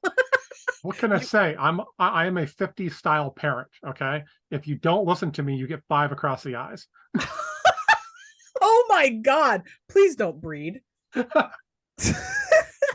So the bag of gifts is somehow too heavy. So the elves try to lighten the load by skydiving off.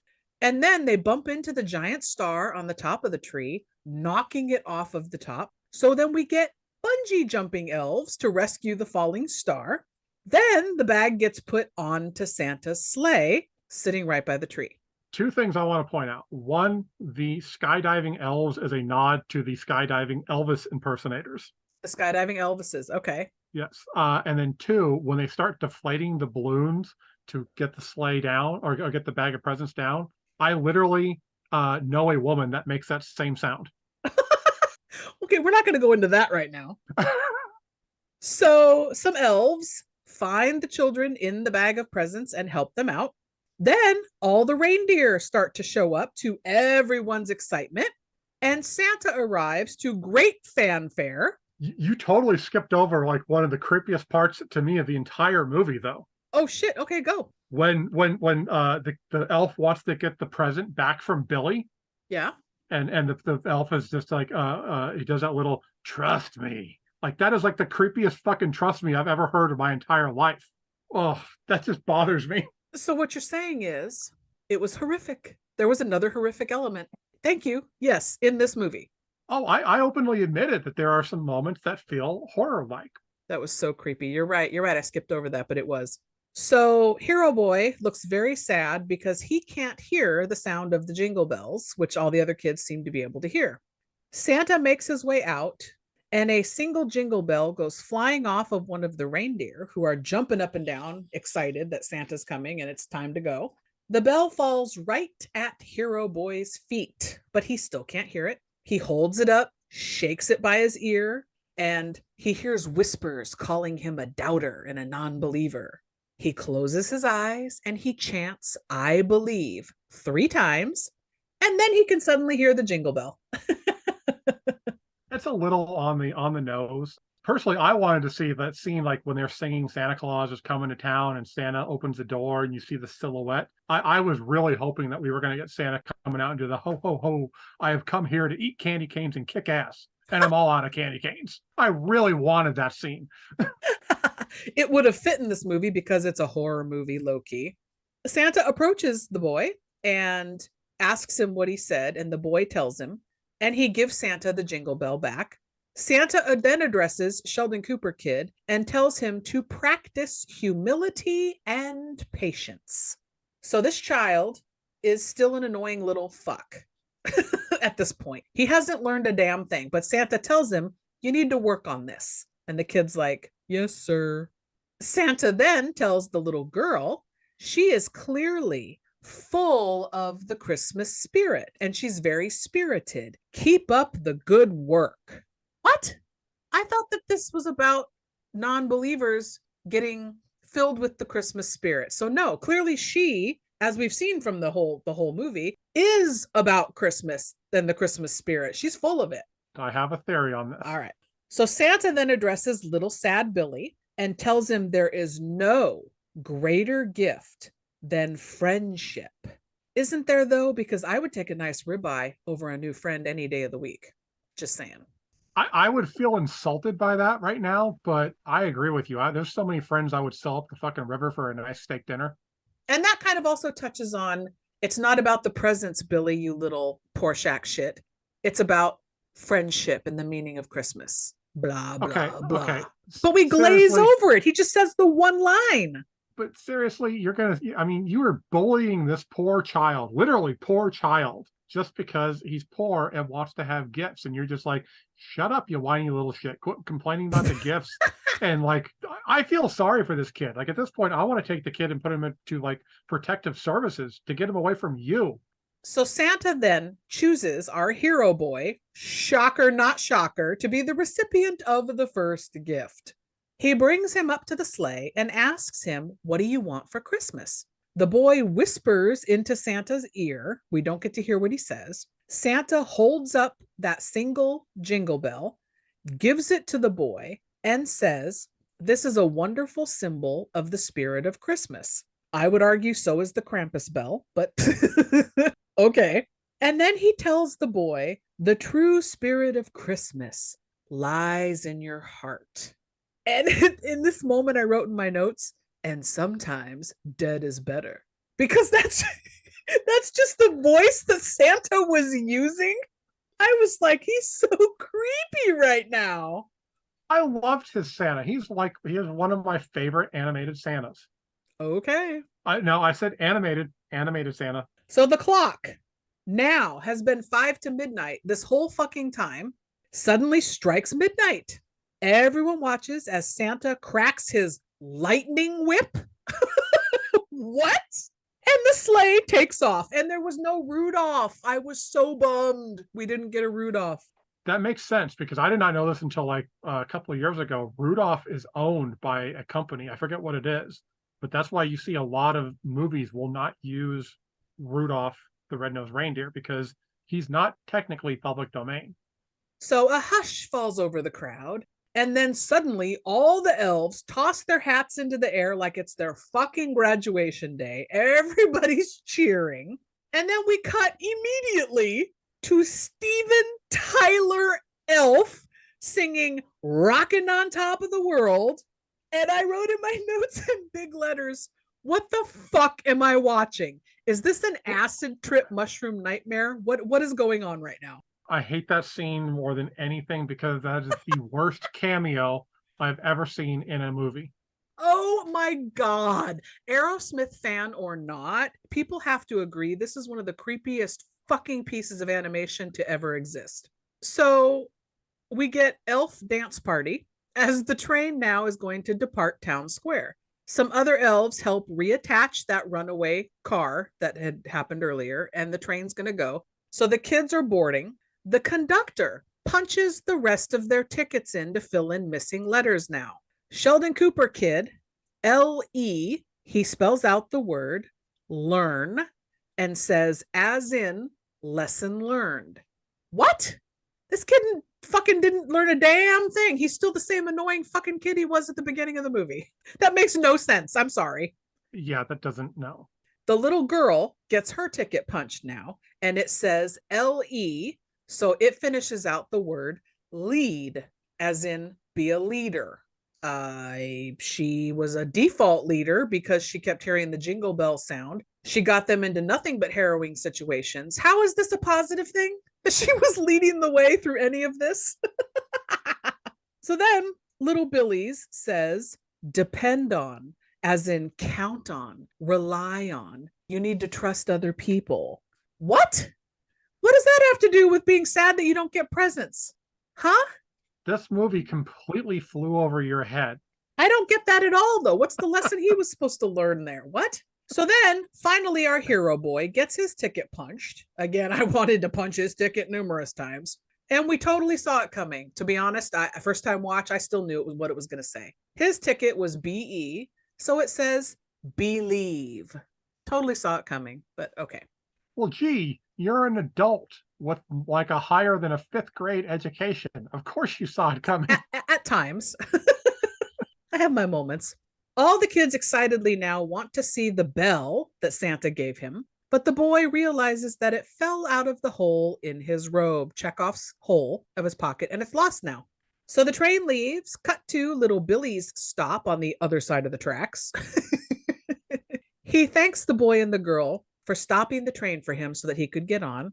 He goes in and finds his gift from Santa, the one from earlier that he was reluctant to let go of, and the train pulls away. Then the train stops for our hero boy, and Sheldon Cooper kid and the little girl walk him to the door, and they all say their goodbyes. The little girl hugs him, and then he thanks the conductor who has stepped off to say goodbye.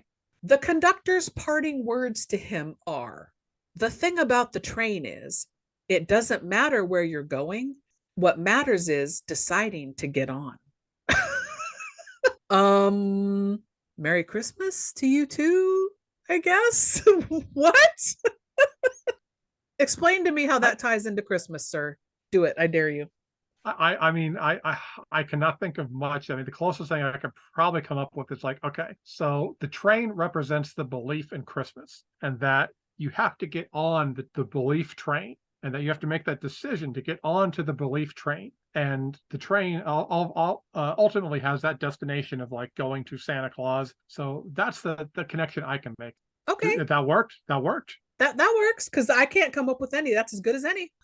Holy shit. I literally just pulled that out of my ass right now. Good job. The conductor now yells Merry Christmas to the boy as he goes into his house. He watches the train pull away and sees Hobo Ghost has rematerialized on top of the train. He waves at him and then disappears. That's so fucking stupid.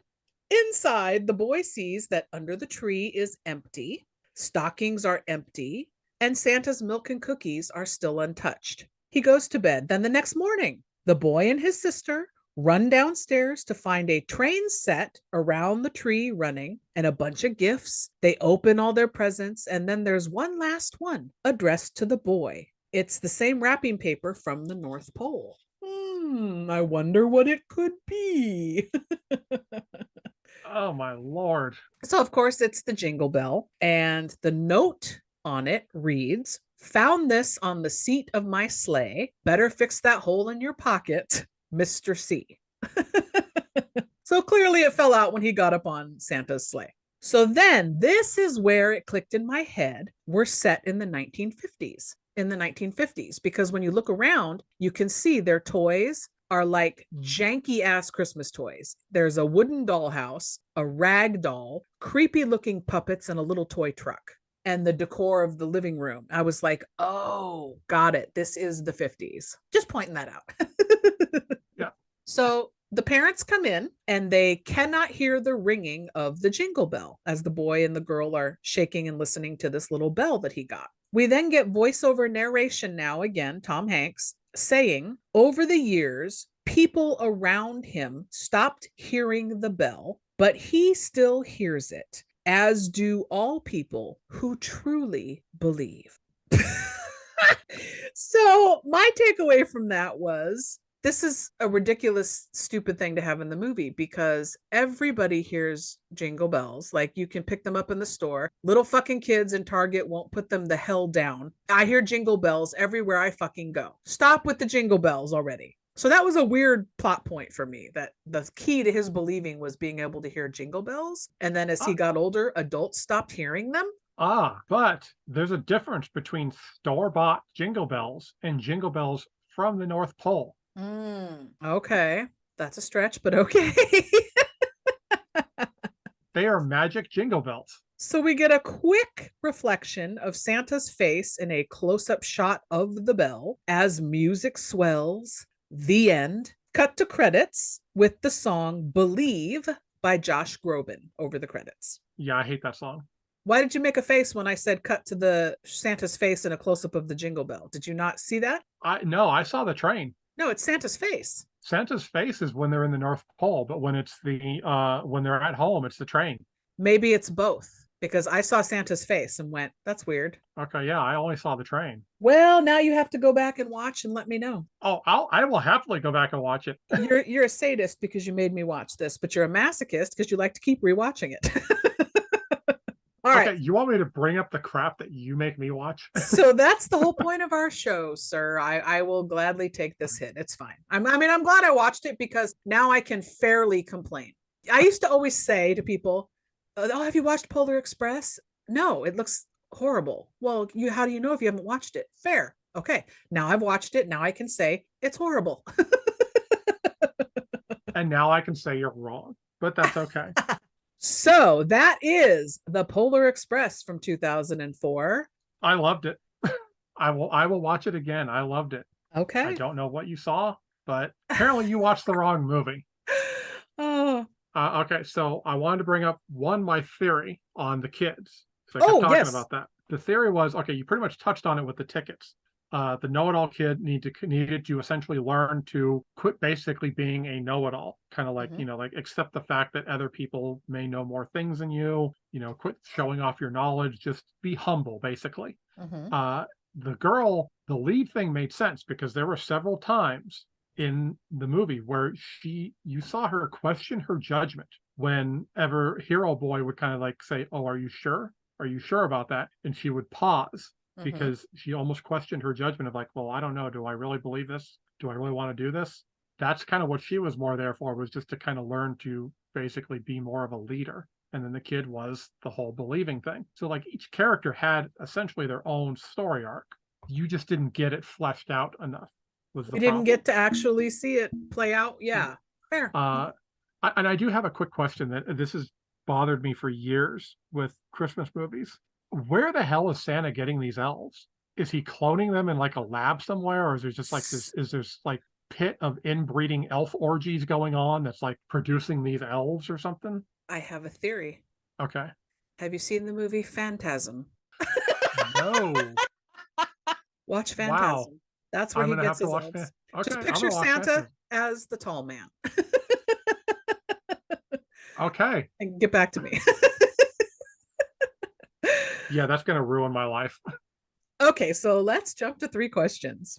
Question 1, let's talk about Christmas movies in general because I want to know. My question to you is, you're new to this one, but where does it fall in the rankings of like all the Christmas movies you love? And as far as rewatchability, you mentioned earlier you didn't care for animated Christmas movies that currently exist, like Rudolph and whatnot. So I want to know, what are the Christmas movies that you love, and where does Polar Express fall among them? And there's a lot out there. Uh I've got a list, so if you need help remembering.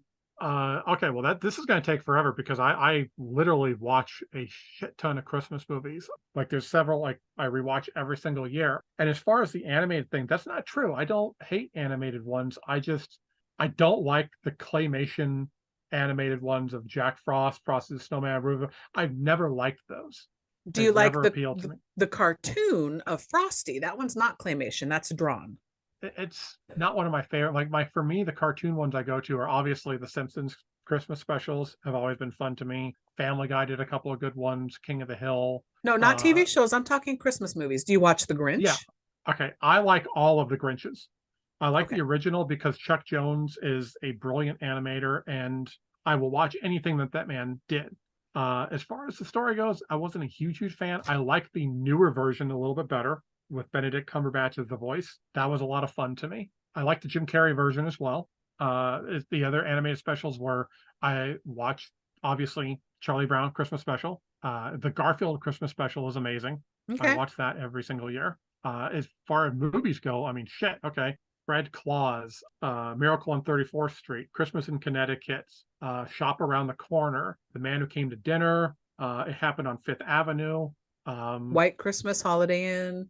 I've never seen Holiday Inn. I've done White Christmas though. I like Okay. that one. That's introduced me more to musicals. As far as newer ones go, like I said, the Fred Claus I just watched. Elf is growing on me. I'm not a huge Elf fan, Mm-hmm. but it is growing on me a little bit. There's one that I like that's a war movie called Joy Noel. It is the story of the Christmas truce from World War One. Oh, That is interesting. that is an amazing fucking movie. I highly recommend it to anybody. It's like that is just great movie. Before we move on to more live action ones, where does Polar Express rank in the animated hierarchy of your Christmas watching? Like, are you going to rewatch it at the top of your list, like for animation Christmas movies every year now going forward? I mean, I will definitely rewatch it every single year because there's a couple connections to it. Obviously, the girlfriend connection, Okay. the story itself is kind of cool. I like Tom Hanks. I alternate my movie watching experience, so it's like I might watch it early, I might watch it later. It just depends on the season. It's moving up there though. So what about the live action quote unquote classics that everybody rewatches every year pretty much, like Christmas Story, Christmas Vacation? There's the ones that like everyone pulls out all the time. Are you a fan of those? Home I Alone? I do watch Home Alone every year because I grew up on that one. Christmas Story, I was never a fan of. I might give it another rewatch. I think the thing that hurt Christmas Story was the fact that for the last, I'm going to say 10 to 15 years of my fucking life, TBS and TNT shows that movie for 24 goddamn hours. And I'm like, no, fuck you. I am not watching that movie for 24 hours. What about Christmas Vacation? Scrooged? Scrooged, I got into a couple years ago. Never Okay. saw it before because, like, as a kid, like, just no one ever showed it to me. Okay. But of course, once I got into Bill Murray, I had to watch it. Fucking love it. Great movie. Watch it every year. Christmas Vacation, I do enjoy a lot. It's actually my favorite of the vacation films. Really? Okay. Me too, actually. What about Jingle All the Way? Are you rewatching that one? I might actually rewatch that one. I will give credit to that one. It's not a terrible movie. It was a lot of fun to watch. Are there any others you can think of off the top of your head? As far as like the ones that everybody watches, I don't know. I watch like random weird shit. I even do some of the fucking Hallmark Christmas ones because Okay. my mom used to watch them, so I would watch them with her, and I got hooked on a Okay. couple of them. So there's one that came out in 2019 that I'm fucking in love with called Last Christmas. Kind of based on the Wham song, starring Emilia Clarke from Game of Thrones, Khaleesi. It's so sappy. If you like Hallmark Christmas movies, this was a big budget version, basically. I'm not going to spoil it for you. You have to watch it. Okay, I'll give it a shot. Please. It's called I will Last give Christmas. I will give it a shot. I mean, it's like it's not that I like the Hallmark ones. There's a couple specific ones that I enjoy. There's You one that I recommend for people, but I'll give this one a shot. you and the girlfriend should watch Last Christmas together. You guys will really, really like it. She is not a romantic movie fan. Oh no. Well, then watch it without her. Okay, fair. I Oh, also get a kick out of Christmas horror. I like Black Christmas. I like the original, Krampus, which we've yes, covered on the show. that's a rewatch for this year. Animated Nightmare Before Christmas. I I can always, only do that once a year. I don't know about you. yeah, I either watch it at Halloween or Christmas, but not both. Yeah, like I know people who are obsessed with it that can watch it Yeah. year round. We also have Muppet Christmas Carol, which is pretty much my favorite Christmas movie. We just covered it on the Patreon. So again, listeners, head over to patreon.com/let's talk turkeys because the commentary for that is now available. I like movies that are versions of A Christmas Carol. Like my favorite one, I've seen the George C. Scott, that Alice, oh, what's his name? Alistair something or other, a black and white version. Also, my favorite one that I rewatch, I actually own it on DVD. It was released on, I want to say, a TBS or TNT original with Patrick Stewart as Ebenezer Scrooge. Heard of that one? I fucking love that one. It's amazing. I watch it every year. I'm the same way with. I love the Christmas Carol story, and I'm always trying to find new versions of that to watch. So then, of course, there's the non-Christmassy Christmas movies like Trading Places, Die Hard, Jaws the Revenge, also on Patreon. Batman Returns. Yes. See, anything that takes place during Christmas, they're fun for me. Oh, there is Love Actually. Everybody in that movie is pretty much a dick, but I just love the movie. I can't explain it. I just do. And the animation for me, my favorite is the stop motion animation. I love The Year Without Santa Claus with Heat Miser and Snow Miser, I want to say. I love that one. That's my favorite one. And of course, Rudolph and all the others. It needs to be pointed out that you have the audacity to mock Polar Express for the quote unquote creepiness of the animation. And you watch those creepy ass fucking puppets They aren't moving creepy. around. The No, puppets are creepy. not to me, not to a lot They're of people. Well, they're creepy to me. They're not uncanny valley. Like it's not a scientific pie chart. No, it's not Uncanny Valley, but they're still creepy as hell. Lastly, I want to throw out there a random, even if you're not religious, and don't care for religious movies with religious tones, there is a wonderful remake. There's an original movie from 1948 called The Bishop's Wife. They remade it with Whitney Houston, R.I.P., The Preacher's Wife. It is one of my favorite Christmas movies. I don't care how dead you are inside. It is so sweet. And Whitney Houston is so beautiful. I refuse to watch that movie. To me, I refuse to watch it because I love the classic one So it's hard Okay. for me to watch remakes of classic movies because That's I fair. won't even watch the remake of A Miracle on 34th Street. And I love Richard Attenborough. I Now, think he's doesn't that have awesome. the little girl from Mrs. Doubtfire and Matilda? Yeah. Yeah, And see, then she's no it's Natalie Wood. yeah. We forgot to mention the greatest Christmas movie of all time, What's that? Gremlins. Well, we covered it on the show. That's a given, right? Yes, I know, but we should mention it for Christmas movies. I mean, come on, Gremlins. Right. It's the greatest Right. Christmas movie ever. Fair. Okay. Honorable mention to Gremlins. All right. Question 2. Since learning about Polar Express here, have you read the book, The Polar Express by Chris Van Allsburg? Are you familiar with the story at all before seeing this movie? I was not. I have never read it. I've seen it in stores. I'm a grown ass man now. What the hell am I going to do buying a children's book? You just said yourself you're immature and childlike. Why wouldn't you? I contradict myself on a daily basis, people. Don't listen to a word I say. I can't be trusted. Okay, so I have not read it and was not familiar. I did look it up. It has a 4.3 out of 5 popularity rating online on the interwebs. I'm still not going to read it. One thing that did tickle me, though, is somebody wrote down a 1985 fantasy book widely considered to be a classic Christmas story for young children. It was it was praised for its detailed illustrations and calm, relaxing storyline. Did they not read the book when they made this movie? Because this movie is not calm or relaxing. I don't know what to tell you. The movie did not bother me the way that it bothered you.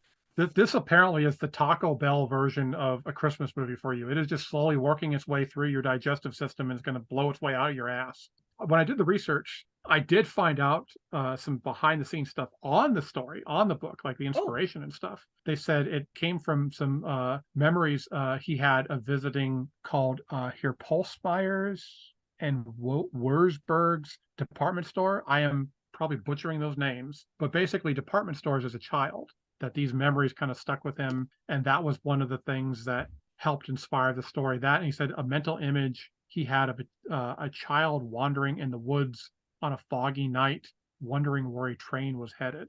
And Interesting. to me, that second one comes off a little bit like, and I don't want to call him out because I don't know him, but it almost sounds like the typical bullshit that an author would throw out there. And I'm saying this as a person who writes, like, like someone asked me my inspiration, I'd be like, oh, yes, I had this delightful dream about this, like wonderful eagle flying through the air. And it just inspired me to write this children's book about an eagle. And the reality is like, nah, I was sitting on the shitter and I was just like, hey, this would be a cool idea. Yeah, as somebody also who dabbles in writing, same fucking thing. Somebody asked me an idea. I'm like, I don't know. I just made it up. There's no great rhyme or reason to why. I just made it up. Yeah, literally stuff will just pop in my head. I'm like, oh, that would be cool. All right. So do you see yourself ever getting or reading the book at all since you like the movie now? No? It's hard for me to go back and reread kids' books. I'm going to try it because I want to read How to Train Your Dragon, that series. I want to go back and reread the Bunnicula books I read as a kid. If I can do that, maybe, but these are more like picture books. Yeah. So it's a little bit rough. I thank him for creating this stuff because he's created a lot of properties that I love. I mean, he's the guy behind Jumanji, the guy behind Zathura, and these are other franchises that I actually kind of enjoyed. So what you're saying is we need to take him out and hang him by his toenails and torture him. Okay, fair. Oh, fuck that. Anyone who talks shit about Jumanji is in for a bar night ass whooping, okay? The only Jumanji. The only thing I have to say about Jumanji is whoever started the game at the beginning of 2019, hurry up and fucking finish it because I'm done. I'm over it. Let's wrap this shit up. All right, let's move on to the final question of season 3. Question 3 is, what would you do? What would you change? Think Nightmare Before Christmas type of thing. What would you do to make this a more horror version to where you could watch it on Halloween or Christmas? What would you do to zhuzh it up? Because you yourself did say you found a few things, horrific elements in this. What would you do to lean into that? Oh, okay. I would have replaced the conductor with a skeleton And not because of like Nightmare Before Christmas, but because one of my favorite characters from the Crow graphic novel is called the Skull Cowboy. And that is a cool fucking visual design. And I think that would be brilliant in this movie. The Skull Conductor. I love that idea. Okay, with the whole hat and the whole getup, but he's a skeleton. Everything. I would Okay. even keep the mustache and shit. Just go, because I think that would just be awesome. Okay. I would throw in, have children go missing.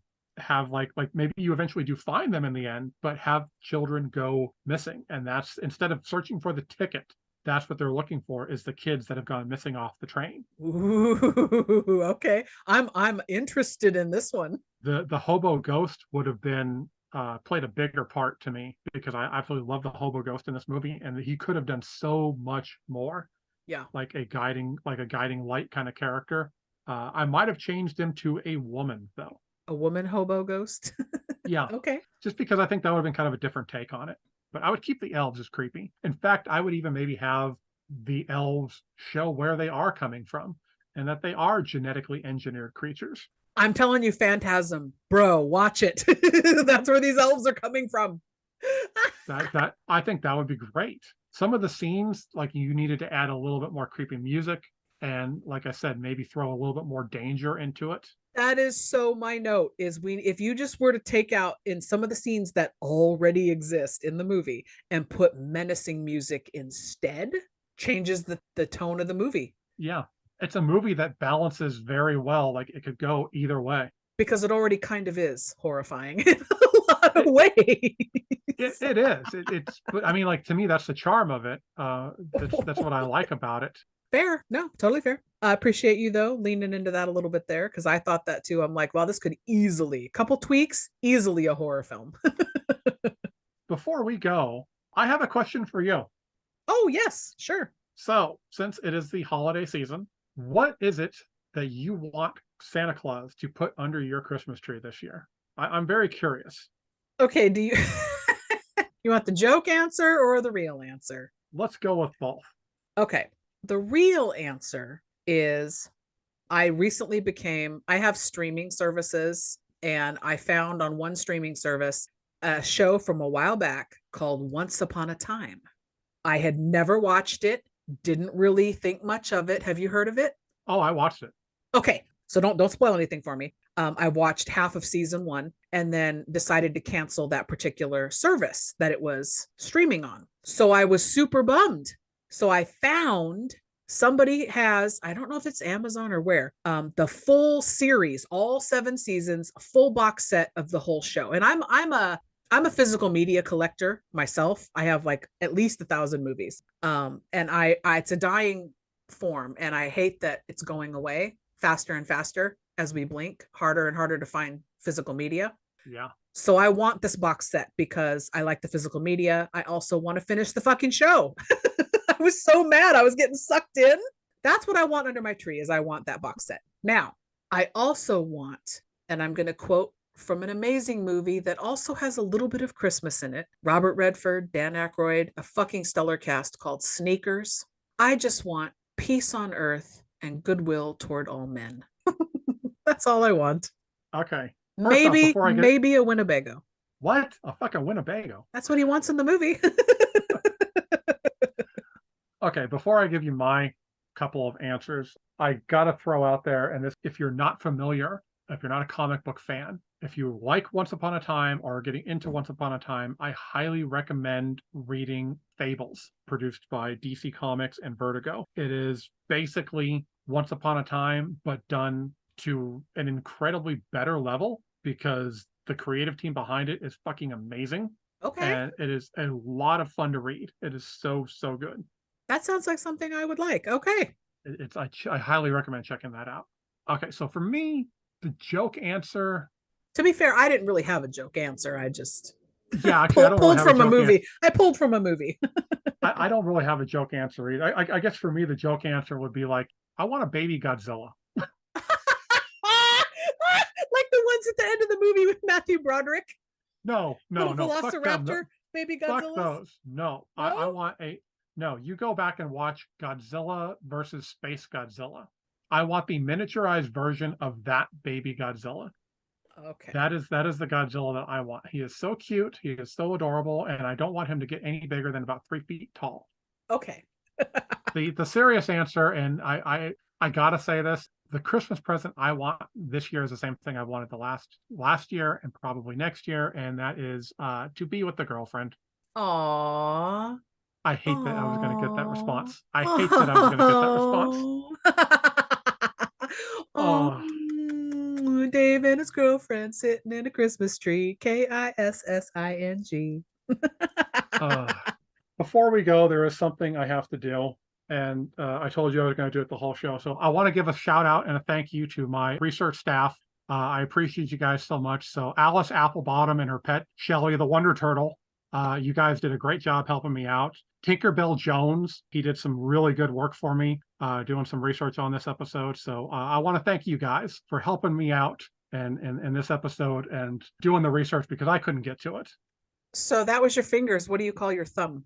I also want to give a shout out.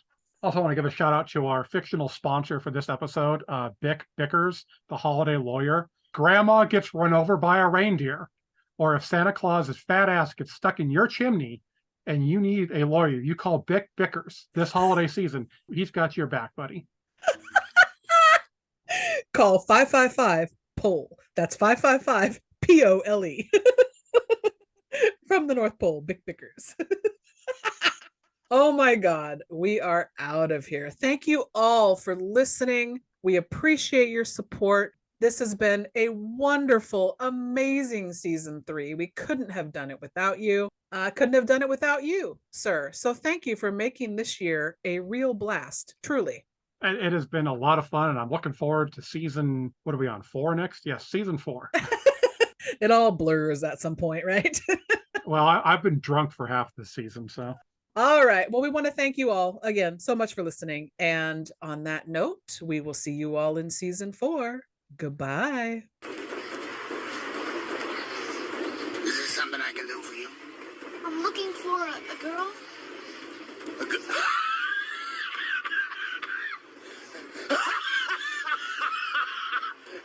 Hey, we all... Hey listeners, Drive-In Dave here saying we know you have a lot of options when it comes to podcasts, so we want to thank you so much for listening to ours. Please be sure to follow us on all your social media platforms. Join us in the Bad Movie Conversation. We're on Facebook with a Let's Talk Turkeys page, as well as a discussion group where you can chat with other people who also love bad movies. We're also on Instagram at Let's Talk Turkeys, all one word. Plus, we're on Twitter with the handle at Gobble Podcast. That's GOBBLEPODCAST. And of course, you can always email us direct at Let's Talk Turkeys, all one word, at yahoo.com. You're still here? It's over. Go home. Go.